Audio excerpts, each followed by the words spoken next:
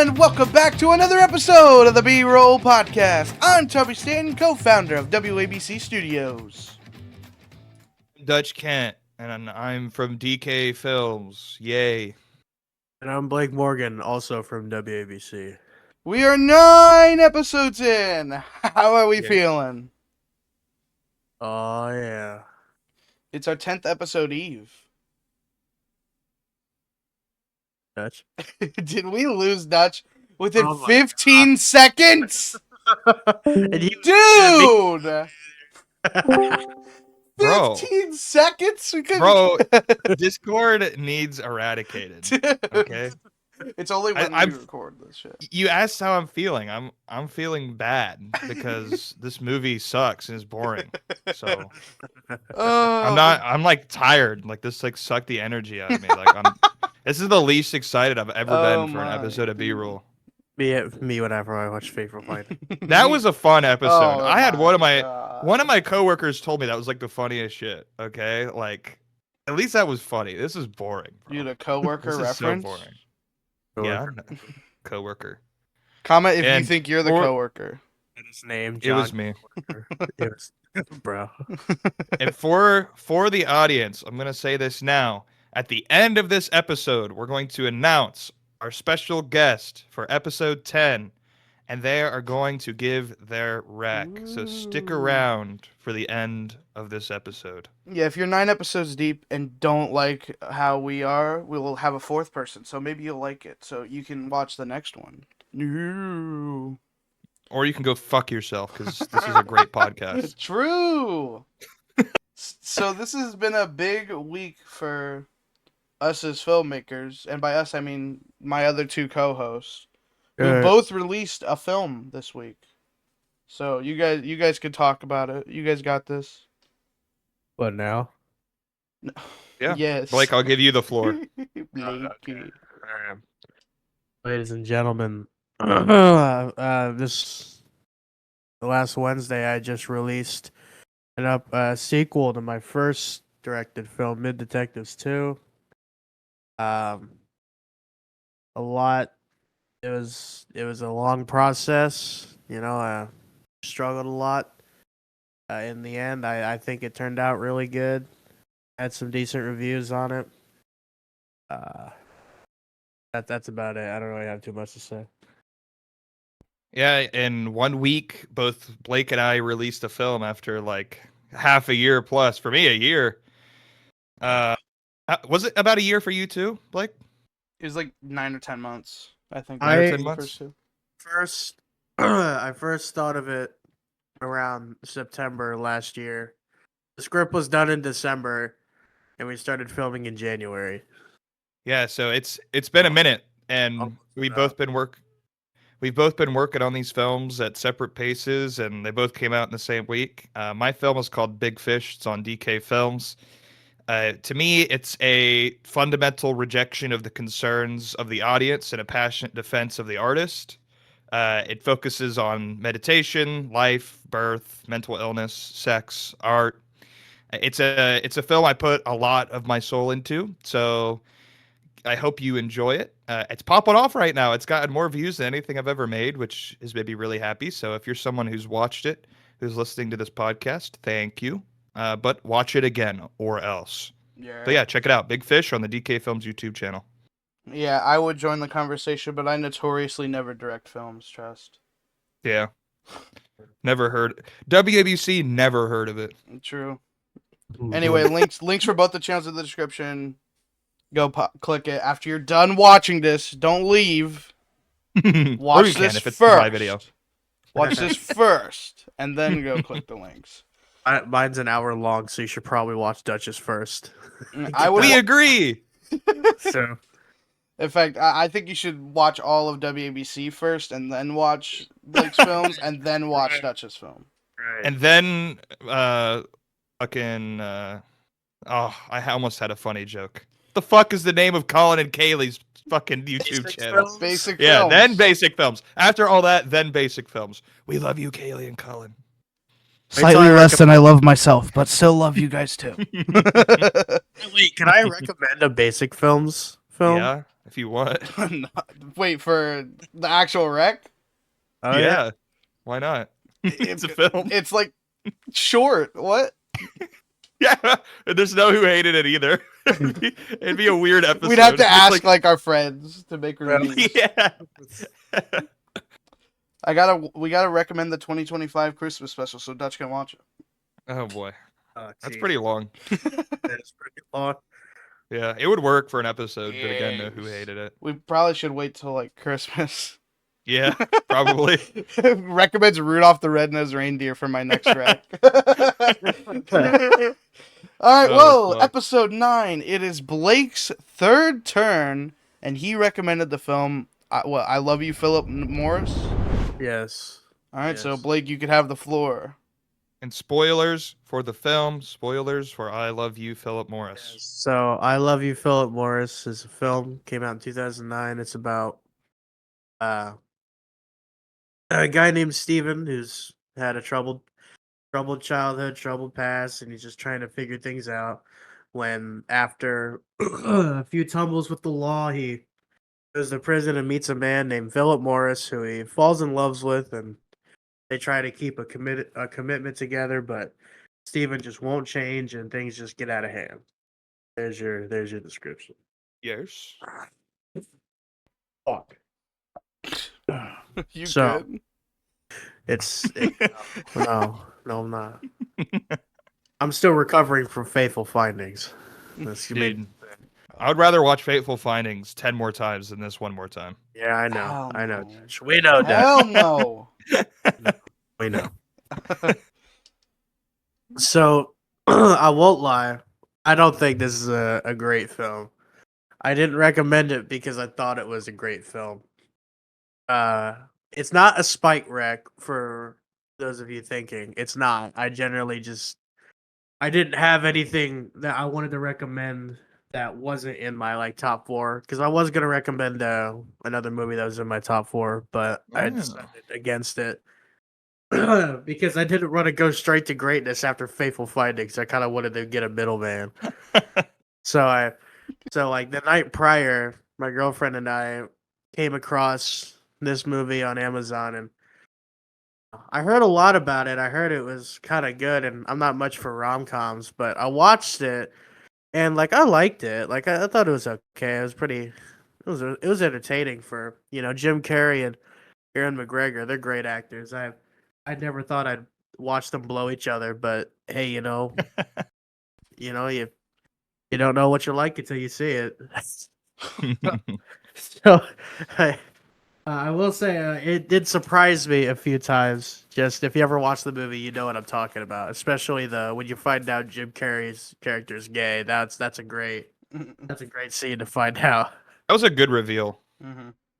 It was. I can't say that if you should watch this like out your living room, but Family movie night. yeah, family movie night. This film did have some warm moments. I did tear up like maybe 2 times. I'm not much into rom-coms, but I guess the first rom-com I watched had to be 2 gay guys, which isn't a problem. It surprised me, right? So overall, I thought it was okay. I think it's all right. I think it's decent. I watched it the night prior, and I decided to recommend it the next day. So I just wanted to see where that went. So, fellas, what are your thoughts? I guess I'll take the lead here. I thought this was funny. I noticed this immediately that this is the second film that you've recommended that starts with a surprise car crash. So I just gotta say that. True. Yeah. What the hell? I didn't realize it. Yeah. I was like, oh, yeah. 66% of the films he's recommended has started with What if, an idiot car crash. what if they were done fucking and he was like, I have to tear myself apart to trying to figure it out. I would have screamed at the top of my lungs. It's just the I'd same have been like- fucking thing again, dude. I would have been like, Blake! I'd hear your echo from 2 towns away. Start smashing like his living room with a sledgehammer. Yeah. Just like the movie. Okay, but okay, so I have a bit of a mix of things I liked and didn't like. It's a bit scatterbrained, but the pacing of this was a huge issue for me. It was extremely quick. Like I felt like we were just like bolting through plot point after plot point after plot point, and like none of them left any impact. Like it was just like it was almost like a Wikipedia page film. Like you could tell there was like a ton of shit they needed to get through, and they like just wanted to get through it as quickly as possible. Like this film probably should have been longer, or they should have cut out some of the shit in his life because it was just like, there was no impact to anything at all. But for the first positive, I just wanted to point this out. Ewan McGregor is super good in this film. I think he's really, really great. Um, I've seen him in a couple things. Most notably, I don't think either one of you have seen this film. It's actually, I was in between recommending this film, in between this and Blue Velvet for my first rec. It's called Train Spotting. Have either of you ever heard of Train Spotting? Nope. It's incredible. Ewan McGregor is like amazing in that film. He plays the lead. He's super good. So he was really good in this. He was kind of a delight to watch. I think the biggest issue that I had with this film was that we never saw like how any of the tricks that Jim Carrey pulls off. We never see how they're executed. Like it just kind of skips past the interesting part, which is how he actually pulls off these tricks. For example, we see him like get to Phillip's cell, but we only see like the end result, him being in Phillip's cell. We don't see like the chicanery and tricks and shit that he pulled off to actually get there. And this happens like over and over and over again. Like there's the scene later on where he's trying to convince the business people that he's like, I don't know, like really smart or whatever. And right where he would start to describe how he figured out all this shit about the money, music starts playing over like him talking. And it means that we miss the most interesting part of the scheme, which is the scheme. Like it feels like the writers were just not smart enough or invested enough in showing us how Jim Carrey pulls off these schemes, which just leads to it just being kind of uninteresting. I liked the dance scene a lot, the one where they're in the jail cell and the music is playing. And then like the guy who's playing the music gets his ass beat by the cops, but he just like refuses to turn it off. That was a really good scene. Turn that music off. Well, yeah, I got a dick that needs sucking. Yeah, that was like probably my favorite scene of the movie. What was it? It was like my word is my. I forgot. Yeah, like he was so locked in about how his word is like iron. Like he is solid. So that was probably my favorite scene. That was sweet. It was funny. I liked that scene all around. I thought this film was like super unfocused. I didn't know what it was going for. Like at some points it felt like it wanted to be a crime film. At some points a romance. At some points a comedy. And I don't think it does any particularly well. Like I don't know about you guys, but like I didn't laugh one time during this. It just wasn't funny. Like even during the scenes that I could tell were trying to be comedic. For example, the scene where they're in the boat and he's like sucking off Jim Carrey and then he spits out his cub and he's like, "Oh, you don't love me." That scene, I could tell that was like supposed to be comedic. I didn't really laugh at that. I only really laughed at the scene I just talked about where the guy was getting his ass beat. But like other than that, it just wasn't that funny. So I didn't really know what this film wanted to be. So it ended up just feeling kind of lukewarm and uninteresting because of that, which leads to like the biggest issue I had later on, which was that I was just so bored and uninvested. Like an hour in, I started checking the timer because the film didn't really give me anything to care about or sink my teeth into. There's nothing that wasn't like surface level. And I was just super bored. I didn't like the ending at all. The fact that it is like maybe it's real, maybe that's what really happened, but the fake out death ending is so overplayed and so generic that I actually couldn't believe that's what happened. Not to mention that like the one guy like comes up to what the fuck is his name? Phillip Morris, and he's like he doesn't say that Jim Carrey died, but he like heavily suggests it. But like no one would have told that guy Jim Carrey died because as far as the doctors knew, he was being shipped off to get some kind of like experimental treatment for AIDS or whatever. Like, where did that one guy like hear Jim Carrey died? Because no one would have told him that. No, none of the doctors thought that. So that felt like super forced just to get a really sad reaction out of Phillip Morris's character, out of Ewan McGregor. And it felt like really contrived and really forced. And then boom, Jim Carrey's alive. And like I actually rolled my eyes at that, like Mm-hmm. at how forced and stupid that ending was. And lastly, it's been a week since I watched this, almost exactly, and I don't remember most of this film. All of the notes I just read, I was like having a hard time communicating because I fucking don't remember anything that happened in this film. Like, I'm having a hard time remembering any of the scenes with that much detail. If I didn't write this shit down, I would not remember. So I don't know. It was generic. It was boring. It wasn't like horrendous, but it was just, I don't know, shallow, boring, lame. Didn't like it that much, but I didn't hate it either. All right, it's my turn. This is a masterpiece. No, anyway, a lot of the same points that Dutch had, I had the same points. Best parts of the film, I thought was the acting. I thought Jim Carrey was pretty good. I thought Ian McGregor, I think that's his name. I thought he had the best performance, and I really did enjoy it.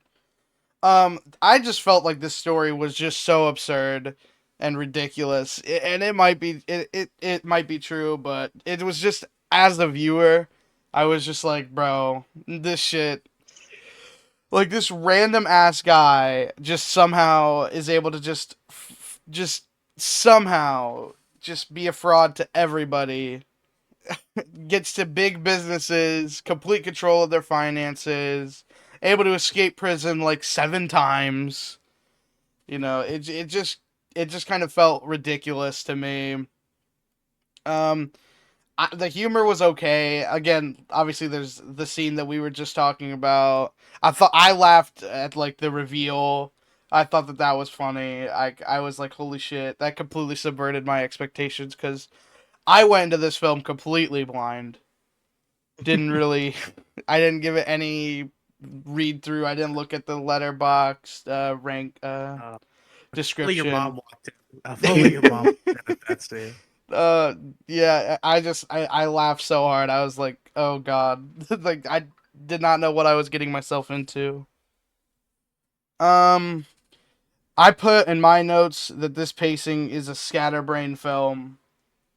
Nothing really was too memorable. It just kept going boom, boom, boom, boom, boom. Can't really. There's nothing really to chew on in most of the scenes. I thought the connection between Jim Carrey and Ian McGregor's their characters, I thought that it was like okay.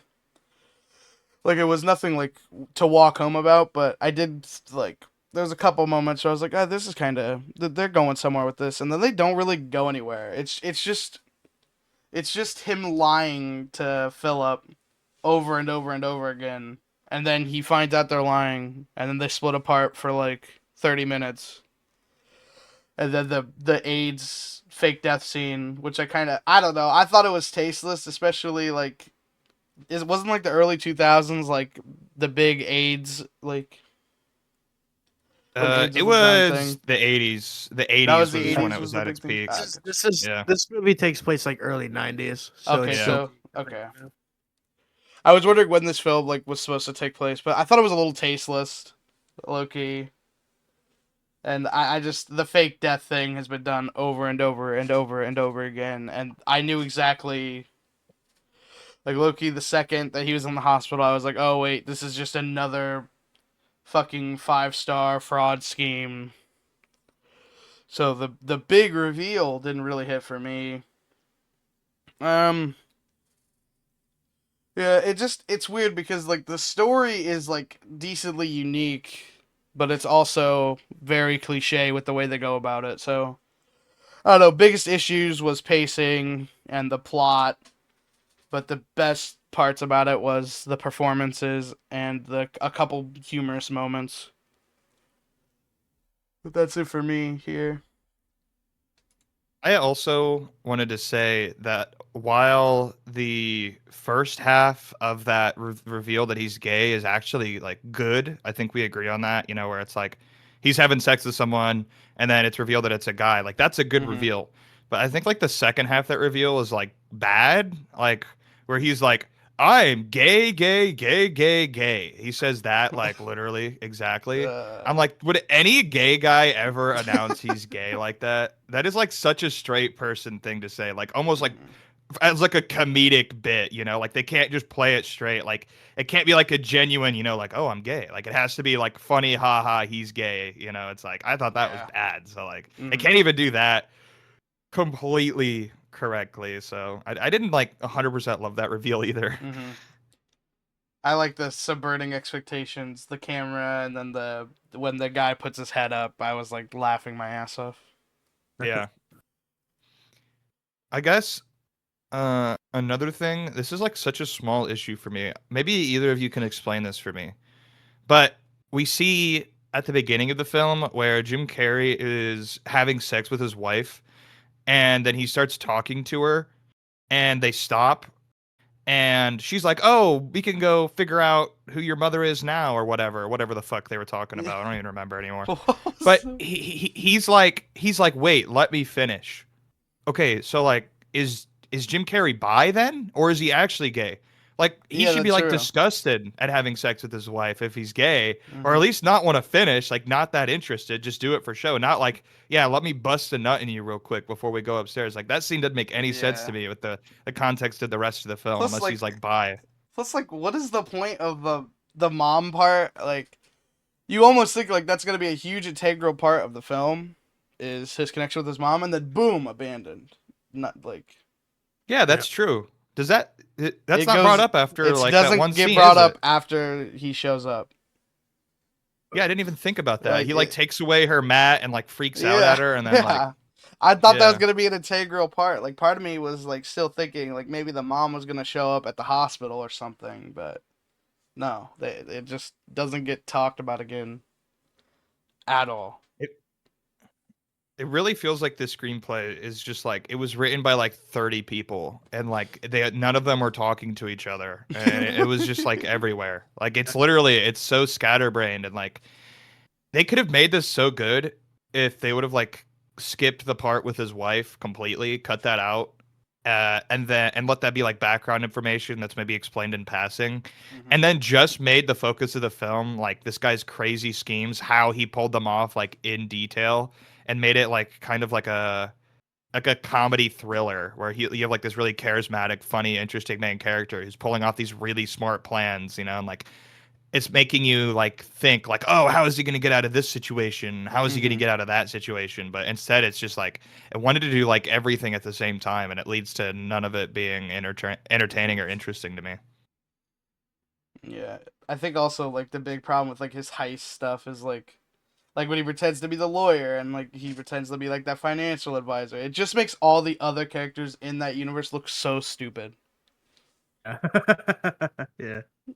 And he's like Yeah, somehow able to win cases with no evidence or anything whatsoever, and it just kind of happens, and like the how never gets brought up, and it's just stupid to you me. you're you're so right, and like that also folds into them not really showing how he pulls off these schemes because it's like, okay, so he's able to just like pretend to be a lawyer, so he doesn't have to prove to anyone he's a lawyer. He doesn't have to like show his ID Hmm. ever. He doesn't like have to do anything that a lawyer would have to do. He would be like obviously not a lawyer to anybody who's experienced in Hmm. law just by the way he speaks. He's able to convince everyone, and like Tommy just said, like he's also able to win cases. And then like at the end, he's able to convince like the whole state of Texas's doctors that he's like he has AIDS, and Yeah, like no one gave him one AIDS test, but they diagnosed him with AIDS still.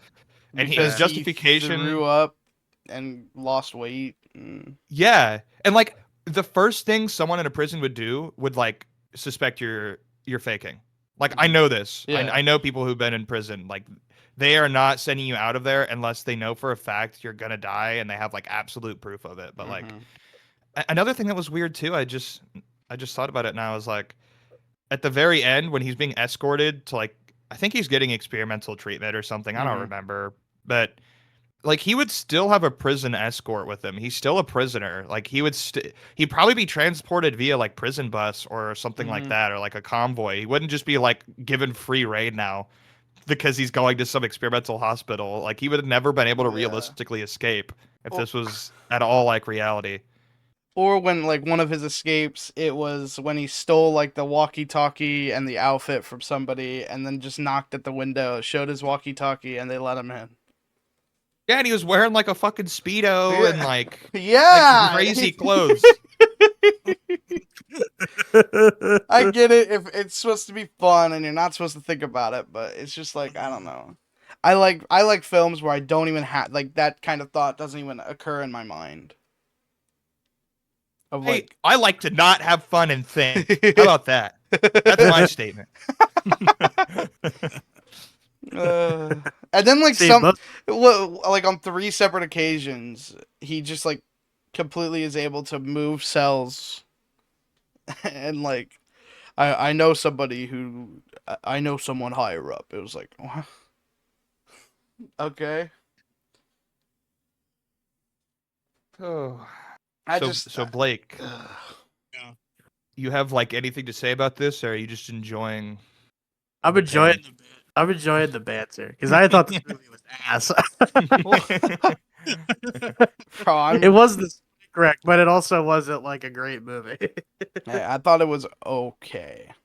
Oh, dude, I'm gonna be honest. Like I thought there were like maybe 3 points where I thought the movie were good. Like the reveal was great, yeah.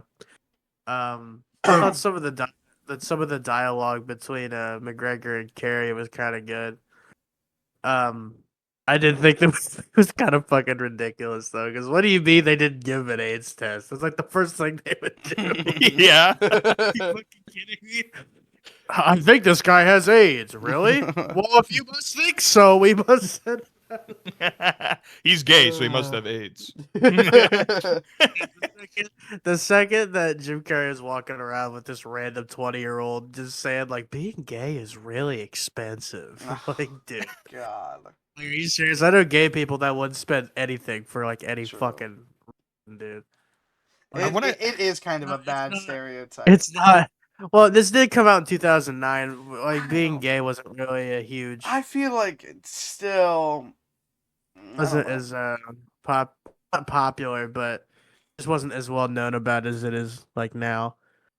But I don't give any like blame for that towards the actors or how the way they did it. They're just following the script and what the director wanted them to. The relationship between the two I thought were really decent, but one of the huge things that this movie did was it's not what started the argument, but it's what brought it back up like years later. The argument of should a gay person or is it okay for a straight person to play a gay person, right? Or like is it okay for, just a regular dude to play like a trans person, right? Like I've had that argument with my girlfriend, with other people. Well, and I'm wondering what you guys think about that. Because it's very clear Jim Carrey and Ewan McGregor are not gay. They both have wives and like 4 kids. So I'm curious what your thoughts on that is. Tommy, you want to take that first, or you want me to? You got it. I'm still formulating my thoughts on that. Okay, so number one, I'm going to state 2 things. One of my who hated it questions actually pertains to like, is this film homophobic, basically? So I will actually go more in depth with this topic later because I think it's interesting. However, I will say, as someone who isn't gay, that I think you should cast gay actors to play gay characters. I think you should cast trans people to play trans characters. And there's like 1,000 arguments in favor of this, but I guess the one coming from my perspective, and maybe it's not the strongest one, but it's one just coming from my perspective. I'll say it like this: I'm a leftist. I'm on the left of the political spectrum. So, for example, when I see a movie that has people who share my politics and use the lingo I use and say the things I say, like, for example, One Battle After Another that came out last year, which wasn't a politically perfect film by any means, but you could tell that they had done research on like those communities and they were like using words and like phrases and stuff that are unique to the left. To me, that's like extremely satisfying and makes the film really good to feel. Really good to watch. So where am I going with that? That's just politics. That's a shallow part of my identity. But being gay, being trans, to me that feels like an inherent critical part of these people's identities. So that feeling where they're actually getting real gay or trans representations from a real gay or trans person, that has to feel really satisfying and really good, especially because it's not extremely prevalent in media. And when it is extremely prevalent, it's a 50-50 if it's going to be handled well. So in my opinion, yes, gay and trans people should be playing the gay and trans people in movies. Can I give my comment on that? Yeah. So the first thing that brought up this argument for me was was when we watched the second season of Squid Games, right? And they had that trans character, okay? I then like after doing some research after I watched the season, turns out the guy who like played the trans character was just a normal dude off the street. And like I get why people really want that kind of representation, right? But here's my thing. I'm sure that there's tons of gay actors, right? There's gay actors, bisexual actors, trans actors. They're all over the media, right? And I'm sure like a couple of gay dudes probably went up in that like casting call and did an audition. But okay, hold on. Let me rephrase this. In 2009, yeah, it was probably a bit biased, but like now, say they were to redo that movie now, I'm sure that there's a better chance of gay actors getting casted.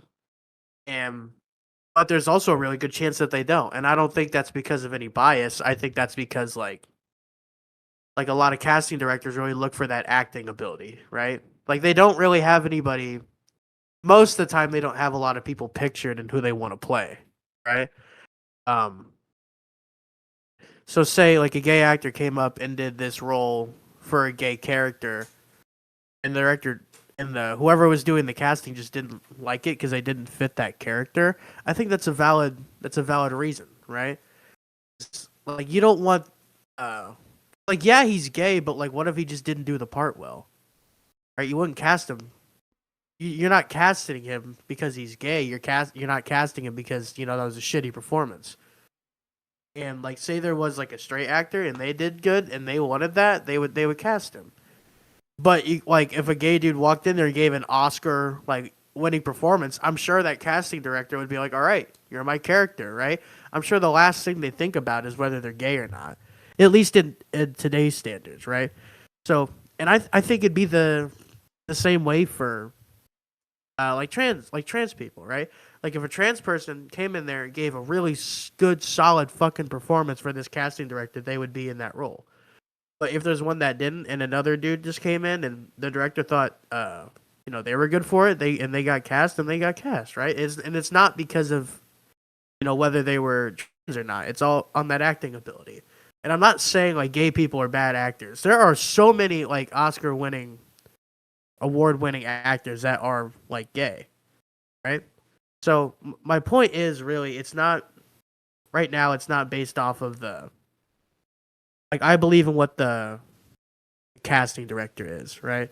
I believe in what their decision is. I don't believe that they do it based off if they're gay or trans or anything like that.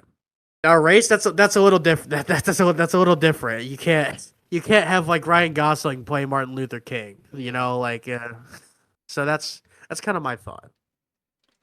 I guess there's a couple things there, but I think for me, I guess I'm just not convinced that even some of your greatest straight actors can play a gay character as well as a gay person can play a gay character. And what I mean by that is a gay person intrinsically understands what gayness is, and they know how to play a role of being gay because that's what they do every day in their day-to-day life. Whereas a straight actor inherently has a divide between their sexuality and their character. A gay person doesn't have to act gay. They are gay. A straight person has to act gay. So I guess for me, it's more genuine and it's better, typically, a better performance when you have someone who does match that identity. And I guess I also disagree partially. I understand what you're saying with the casting director and casting, purely off merit, but I also don't think casting directors typically do ever cast purely off merit. Casting directors, half their job is basically who fits this role and appearance and voice. When you're casting a little girl in a film, you're going to be casting specifically in the pool of little girls. You're not going to pull in you're not going to pull in a 20-year-old woman or a 25 or 30-year-old woman unless they look really childlike. But typically, you're not going to pull in an older woman to play that role because a little girl feels, acts, and is more like a little girl. So for me, it's the same thing with gay people, if you get what I'm saying there. So part of a casting director's job is always to cast the person who's most convincing in that role. And in my opinion, a gay person is most convincing as a gay person. Right. You're right. And I think the comparison you gave with the little girl, I think that's a bit different than with the gay thing. That's just me. But okay. I was gonna say like I think for what these characters go for, I think there's more than just that they're gay. I think they have more characteristics than that just they're gay. So yeah, right. Like you would want a gay character to play or a gay actor to play a gay person so they know what it's like to be gay, but I think there has to be like more than that. And if a straight actor can do both of those things, then put it in. But if a gay person can do both of those things, put them in, right? Guess what makes the little girl thing different? Are you asking me what makes it different? Yeah, what makes it different? Oh, so like you can get like a 40-year-old man to fucking portray a little girl perfectly, which you should put that guy on a watch list. But but yeah, you're right. Physically, you wouldn't want that guy to portray the girl. And yeah, there are certain types of different things. Like now you can have younger people play older people with like effects, right? But I think it's a bit different, like physically with the little girl thing, right? You're not gonna have John C. Riley play a fucking 12-year-old. You obviously do want that 12-year-old, like a smaller actor to do it.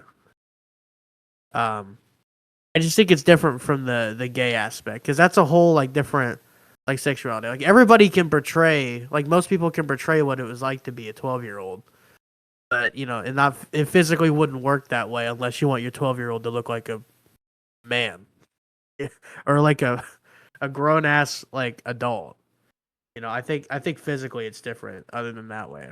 But yeah, the physically part doesn't. I don't think it really applies to like trans people, because like trans people can look physically different than other people. At least I'm pretty sure. I don't know. I'm not like an expert on any of that stuff, but I just think it's a bit different than the gay and the race stuff to me. If that makes sense. I guess I'll put my quarter here of what I believe. And I'm specific to this movie. It felt like they just grabbed names, and I think that's like my biggest problem with like the casting director having like it totally felt like he just wanted like it felt like this film was just like we need a big name, and like they just grabbed Jim Carrey and McGregor, and they're just like I don't know. To me, in specific circumstances, I would want, like, at least for me, like, let's just say, I don't know, something pertains to be like a bigger character, like, just like a fat guy. I would want a fat guy playing a fat guy. I wouldn't want some skinny dude in a suit, like, just doing all the fat stereotypes, because it just would kind of just make it feel like almost like a joke. Like, especially in this film, there was a lot of just, like, really kind of tasteless stereotypes, at least in the back of my head, like just like the demeanor of like the lines of a lot of them say like I'm gay, gay, gay, gay, gay, like those lines, or like when he was being put in the hospital car right after the crash, he says I am, and then he started repeating the F slur. And again, that's not, to me, that's not Jim Carrey's fault. Like, he's doing what the director wants and whatever. And I guess if you're like if you're when you're doing a film, at least for me, I always will put the blame on the director and just the writers that are responsible for the characters being the way that they are, and I usually blame the actors last. But at least to me, in this specific circumstance of I Love You, Philip Morris, it really felt tasteless a lot of the time. Like, it just felt like, point and laugh because gay moment happened. Like, it's just, I don't know. That's probably one of my biggest issues with the film. And then in the bigger picture, like, I feel like, especially just inclusivity, and it's also, it just makes it more authentic. But that's just my opinion here. And this is coming from a straight white individual who just enjoys films and movies and characters. Right. I agree a lot with what you said, and I also think what the kind of film depends. Because yeah, you're right. This film is not very. It's not accurate. It is a bit kind of like mocking gay people, which is a no no. Don't go out in the street and mock gay people. Um, but like I'll like guys think about the more serious movies that have like straight actors with that play gay characters. Like have any of you guys seen Philadelphia with Tom Hanks? I have No. not. So in that movie, Tom Hanks plays like a gay man, and he's not like fluorescently flashy, stereotypically gay. He's just a regular dude who just happens to be gay, and he has AIDS. And it's actually a really great movie. I'm surprised I haven't recommended it yet. It's where he gets AIDS, right? It's during that whole AIDS crisis, and his company fires him. Uh, just like they don't fire him because he's gay. That's what they're saying, but they are. But so he goes to this lawyer. He tries to because he wants to file a false what's it called wrongful termination, and the Yeah. whole film is just like them trying to get this case like settled because this company wrongfully fired him because he was an openly gay man who had AIDS, and they were just it's just really it's just a really powerful movie, and there's also like Brokeback Mountain. I don't know if that's I don't know if that's a great reference for it, but I've heard a lot of openly gay celebrities and openly gay spokespeople say that it's kind of like a genuine movie, right? And so in this case, this movie's not really genuine when it comes to the portrayal of gay people. But with other movies like that, um, I feel like it would. I feel like those movies would turn out the same if it was a gay person. But that's just me. I don't. I guess I'd have to watch another movie with actual gay people. Like I've seen movies with actually gay people before, but the ones I just linked are what I've seen that I like to think back up my argument. But overall, I do think it depends on the movie and the actors and the casting directors. And I'm not saying that gay people can't play a gay person. I'm just saying it just depends on the role and the casting director itself. So that's just me. So I actually think with your previous argument, the one before Tommy responded, and this one, I'm not like a purist on this. Like I actually agree to a large extent with the two arguments that you just put forward.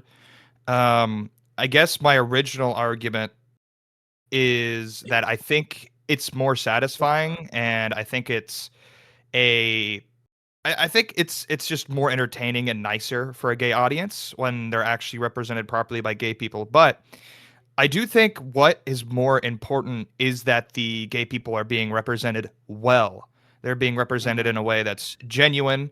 And I think, I mean, you used Philadelphia and Brokeback Mountain as an example, Yeah. but God damn. We lost him Jesus. again? Discord does not like us talking Yee! about people. Lost Jesus him Christ. again. What's going on with that? Holy shit. Cut this part. 3, 2, 1. Oh, So you there we go. mentioned. Sorry.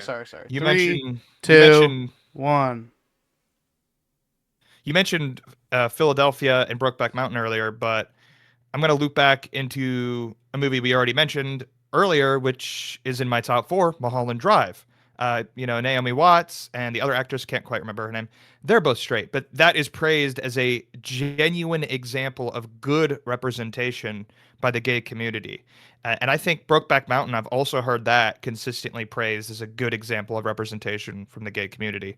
So I actually understand where Blake's coming from. I don't totally disagree. And I think the thing that's more important even than casting gay people is that the gay people in your films are accurate to the gay experience and that they don't fall into stereotypes like what happened with I Love You, Philip Morris.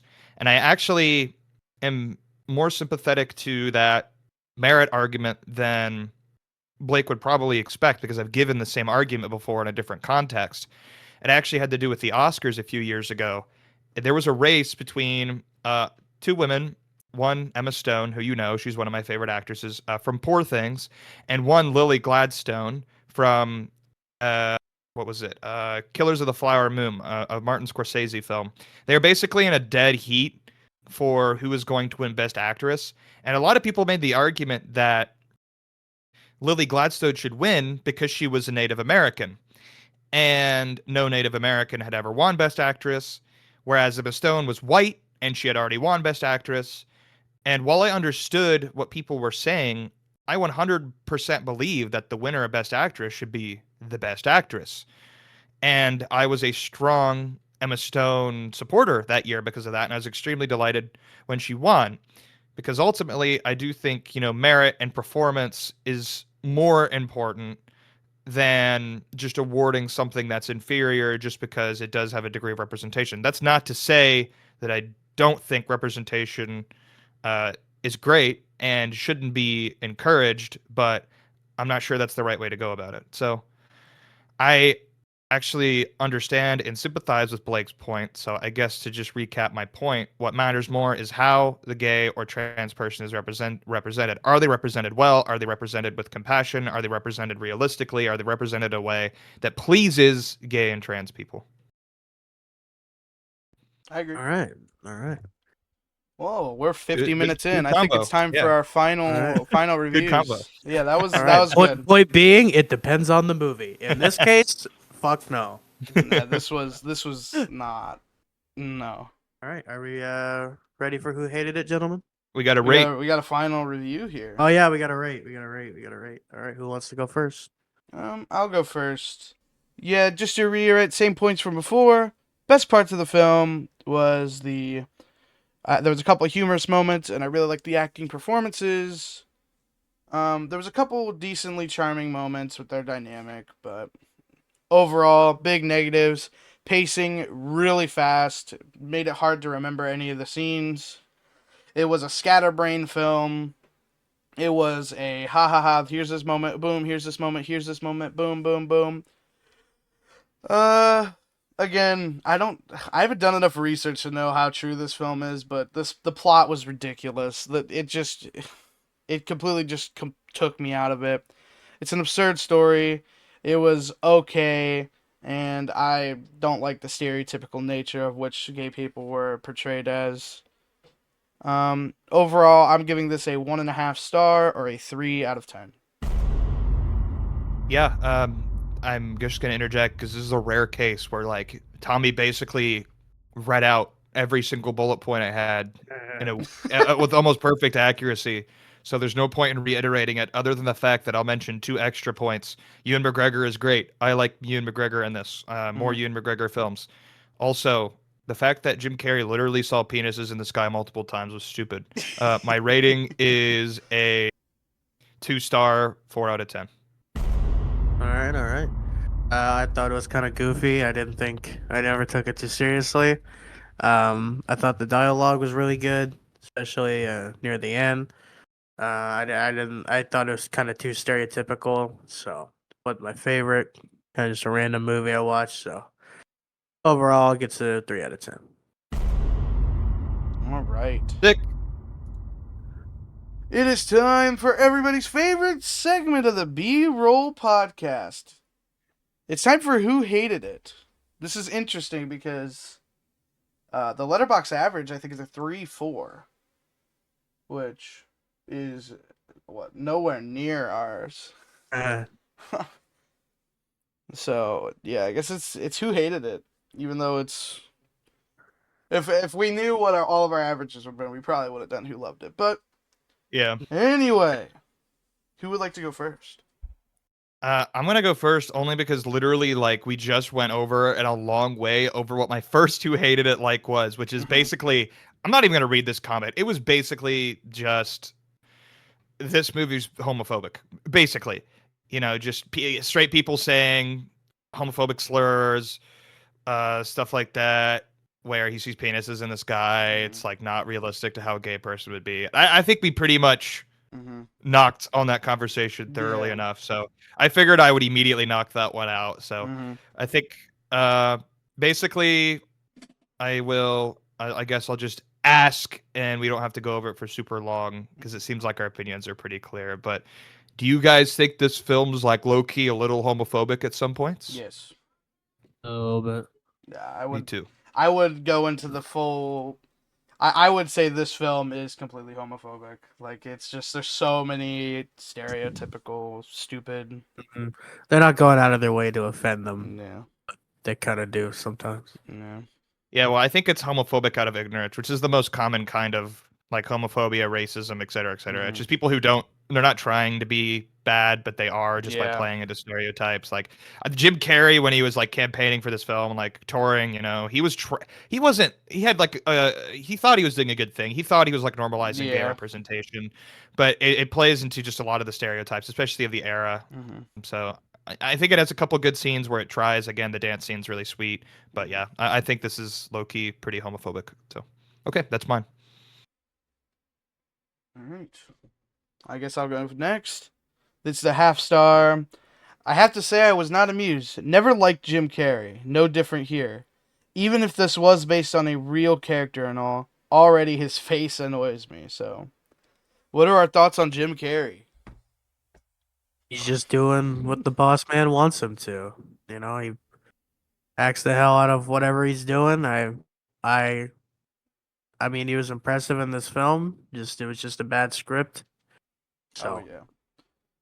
Yeah, I don't know. Out of all the problems I had with this film, Jim Carrey wasn't one of them. Jim Carrey's fantastic in Eternal Sunshine of the Spotless Mind. He's fantastic in Truman Show. He's really good on Man on the Moon. He's shown that he has good acting chops, so I had no issues with Jim Carrey. I think he completely overperformed on a shitty script. I think his acting was great and his character was ass. So it's just another good one way of of those putting examples. But there's my first one. All right, Blake. all right, my first one. I don't know the name. It's in Arabic, and this review is just like 4 paragraphs of straight up Arabic, and just said in the last few words are just say bad because gay. Like, come on, dude. That's so Dude. stupid. Dude. Like, geez, are you fucking serious? Yeah, I was actually really disappointed looking at some of the lower reviewed letterbox. There was a lot of homophobia in there. So yeah, we were talking about this like before the podcast for the audience. We were talking about how homophobic a lot of the comments were, and I was like, really? I was like, if this film like offends you, like, there's so many more examples of like way more extreme and interesting gay representation. Like, again, I brought up Mulholland Drive before the episode because like I think that's a really good example where it's like an actual like sex scene. Like, show that guy who said bad because gay Mulholland Drive immediately. I need to see his reaction. Yeah, I don't know. There was just I was very disappointed. I've never really went through Letterboxd and seen any of them before, but there was a good few in my list that I had, which was disappointing. But all right, so this one is a 2-star review from Adelaide, and they say, sometimes you've just seen too many good movies in a row, and it's time to switch it up. And honestly, if it wasn't for Fateful Findings, that would be the perfect description of how this podcast is going right now. So this film really did help break up a lot of great films, other than Fateful Findings, which you know. No, it's I know not. how you guys. Oh I know how you my guys God. feel about Fateful Findings. Just to make it clear to the public, if you go on his letterbox and you go into his B-roll films ranked in order, Fateful Findings is last with 5 stars. Yeah. On your permanent record, Yeah, Buster. buddy. True, not true. Yes, it Check is. it for yourself and give me a follow on Letterboxd while you do. All right, this is a 1-star film, and it's by, I can't pronounce that shit, Zook Humphreys. Phillip Morris deserved better. Genuinely one of the worst paced movies I've ever watched. No matter how hard I tried, I couldn't for 5 minutes stay on top of what was happening. Him dyeing the scrubs green in the toilet with Sharpie was kind of genius, though. That and the delivery of "Golf, you're a homosexual" were the only 2 redeeming qualities for me. That's true. That's a fun I line. totally forgot that he me too. dyed the outfit green with a Sharpie in the toilet, bro. Oh my God. The "Golf, you're a homosexual" line was kind of funny, too. Yeah, that line's funny. I forgot about that line. Yeah, I agree with this review a lot, though. I don't know about I the think I Phillip agree Morris with- deserved better. I don't know. I if think I Phillip agree Morris with almost like all 3 of my who hated it. So I think I agree with Blake. All right, so I got a review here by a dude named Mark, which is weird, because the Mark Mark I know is Steve. probably also gay. Yeah. So he just said, "I myself am a gay man. I came out years ago, and let me tell you, when I first saw Steven, played by Jim Carrey, the first thing I thought of 20 minutes into the movie was, I can fix him." Well, that's good for that guy. That's a good. I'm happy for him. I'm happy. Yeah. Hey, good for you, Mark. Yeah, good for you. Mark. Congratulations. All right, this is a 1-star review from Hayden. This person says, "Not good, not sweet, not funny. Doesn't come close to earning any of the emotional moments. Feels like this one will age really bad." Honestly, I'm about to copy paste that review for mine. That is like the perfect way of describing this film. Yeah, this one did not age well at all. No. Ew. 2009. Yeah. Wait, when was gay marriage legalized? Like 2014? 2016 or something? 2016? 2015? Oh, that Let me look it up. is way too close. It was like one of the last years of Obama's presidency. Dude. You know, Look it up. if you travel south enough from where 2015. 2015? If you travel south enough from where we live, you will find the signs that say "Holy Matrimony" is between a man and a woman. It's insane to give a fuck about that, dude. Like, Yeah. why does everyone care about what people are fucking and They who they're want fucking small and why they're government, fucking but they them? want the government to intervene in Yeah. births and marriages. Like, are we serious? We just like I don't know. These people are convincing me that like Stalin was good for throwing all the fucking conservatives in the camps, bro. I don't give a fuck anymore. I don't care. All right, That's Anyway, back to the B-roll podcast, the happy fun B-roll podcast. All right, got the half star from Sam over here. This movie sucks. The only joke in this movie is haha F slur. Truly a terrible watch. Don't know why I persisted through the shit show. Not just unappealing, but it's actually revolting. I could definitely see that point of view. Me too. Is it just Blake? Does Blake have one more? I always lose track. I got one more. Hurry up. Oh, Jesus. I'm kidding. Okay, so this review is by a person named Jesse, and they said, after all, like throughout this whole movie, like watching these characters, I went over to a friend of mine's house who is gay, and I asked him what he thought about this movie, and he said, "This is the most straightest gay movie I have ever watched." Yeah, that's true. It's also like a 2-star. I should probably say that. We needed a gay person on the podcast for this one. They would have given such better arguments than I ever could have. True. Oh, Johnny. Oh, Johnny. Donnie just has like really educated opinion on the gay perspective, like just really like thought provoking, tear to the eyes perspective. That'd be Aura. I'd be really happy for him. All right, well that's my 3. That's my 3. I already had my 3. Awesome. All right. Yeah, I'm glad. This was a very interesting episode. I'm glad we watched it at the end of the day, and I'm glad we left our thoughts on it because. I like that it sparked like conversation like that, especially between Blake and I, because that's not a typical dynamic on the podcast, really. So I like that little discussion there. That was nice. All right, hour and 2. Good work. We got past the hour mark. I did not expect that for this episode. I said it at the beginning that it was going to be like half an hour. I was not giving this film my time. But no, that was some thought-provoking perspective discussion. Okay, and well, now, here we go. Oh, fuck. It's time for our big reveal of our guest for episode 10. They're going to join us now and give their recommendation for our episode 10 special. First off, congratulations, everybody. This has been way more fun than even I thought, and I was very hyped going into it. This has been awesome. Yep, I've loved doing every episode. The last 2 have been slightly torturous, but you know it'll make the better at movies even better. You started it. Oh, you started it, Dutch. You did this to yourself. I know. All right. Well, here we go. So the special guest for episode 10 is my beautiful fiance, Tabby, but she goes by Bud Sploosh on YouTube. Why did you go use my Bud Sploosh? I've talked because you're Tabby, just like it's Blake and Tommy. So I've talked about Tabby a lot on this podcast. I bring her up a lot. So she is going to be the special guest. So Tabby, why don't you tell us a little bit about yourself? What you're about?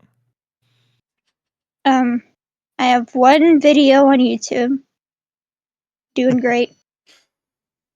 I do well for WABC specifically. I've done some camera work, I guess. That's something I do. I don't know. I'm cool. So that's all you need to know about me.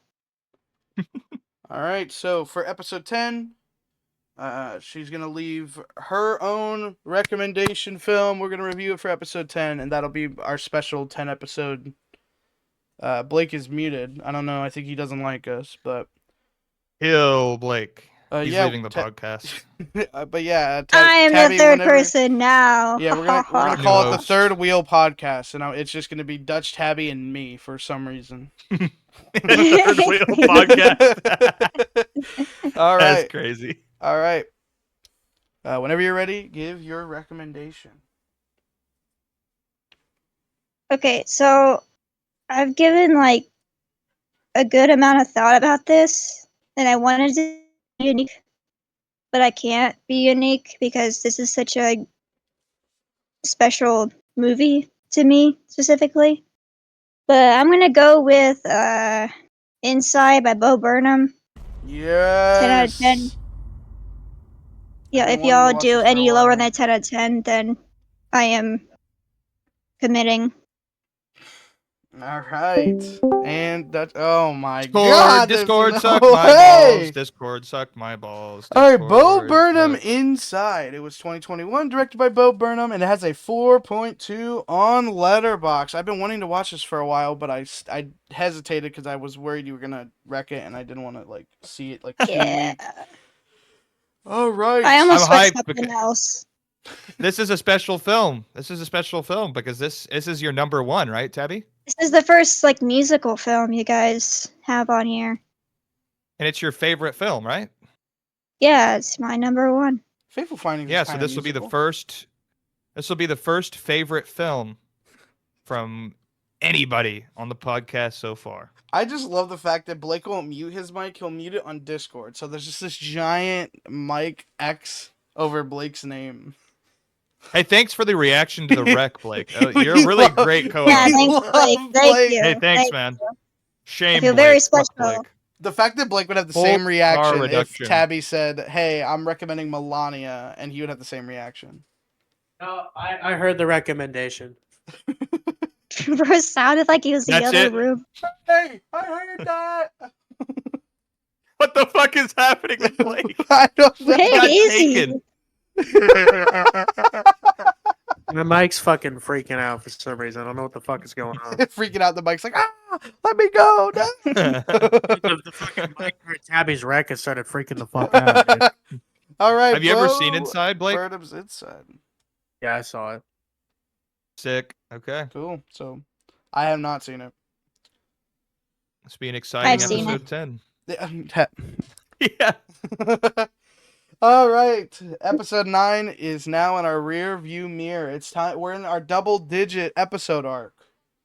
Yeah. So, once again, Technically, we're still in the episode. man, I said now. We're entering it. We're entering it. But we're still in the episode. Oh. Oh my god. You're Why right. are you the special guest? You're, Right. You're right. End the episode right now. Okay. No! But, No, I haven't done the theme music thing yet. anyway, I want to thank my fellow co-host Blake and Dutch. This has been a wonderful adventure, and we're only 9 Yeah. episodes in, so sorry I had a stroke at Okay. like my heartwarming moment, but I got a lot more good movies, bad movies, whatever to rec. I'm excited for the yes, future. sir. Thank you guys for all And- the support. Yeah, It's it's not over. It's not It's over. not over yet. Fuck. It's gonna be over in a second, but thank you, Mudsploosh Tabby, for being our special guest for next episode. Everyone, make sure you check in and check on episode 10 to see this ultra special episode where we review and watch Bo Burnham's Inside. Hopefully, with 4 Wait. people, we won't have as much awkward silence. Who's Do wrecking? I have to Yeah. watch it? I'm gonna watch it. I would Who's watch wreck it. is it after Tabby's? Mine. Okay. He tried to steal my turn. Bitch. You're not wrecking for a month, buddy. So you Yo, You should never be. wait, what do you mean? Yeah, Blake, it's not you. It's fucking Tommy, and then it's me. You got a while. Yeah, dude, you better. Just you hit better a wreck, back didn't he? that. Yeah. Yeah. This is the episode he's wrecked on. I was generally curious. We punish curiosity on the B-roll podcast. Oh God. All right. Well, with that, thank you Gonna be guys so much for watching. Comment, like, and subscribe. And I hope you have an amazing start to your work week. Bye. I want to go eat. I'm hungry.